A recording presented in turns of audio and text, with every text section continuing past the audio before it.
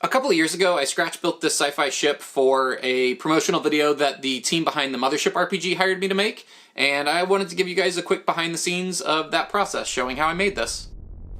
We wanted to take an analog approach to the videos we're making for Mothership Month, so I cracked open the Shipbreaker's toolkit and decided to scratch build the freighter. I found this water gun at a thrift shop, and it had a great shape to use as the main body of the ship. I used pieces from other toy guns as well as random garbage I've been saving for just such an occasion. This is a really fun part of the process, when you're picking through junk, just trying to see which pieces happen to fit together.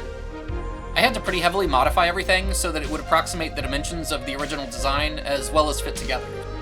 So I got pretty liberal with the use of the Dremel.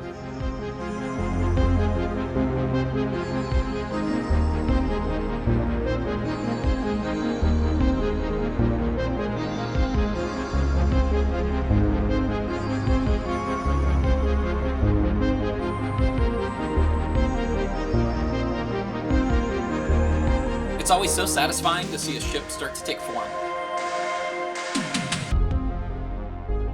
I made paneling from styrene. This is the same technique that they used on Star Wars, as well as pretty much every model ship from films of that era.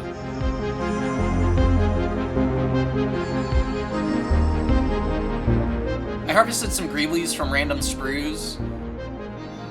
Adding these really helps to create a sense of scale.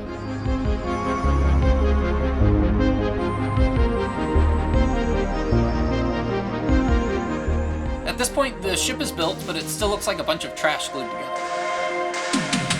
I love the magic of priming. It turns a mess of garbage into one coherent ship. I drew inspiration for the color scheme from real freight ships, as well as the Yamato battleship from the Star Blazers anime from the 70s.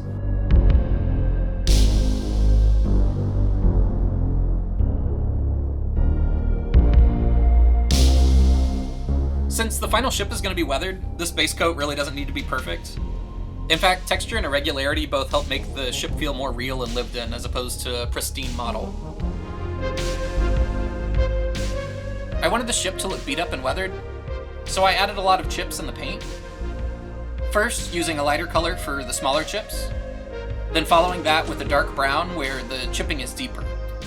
I made sure to focus most of the chips on the edges.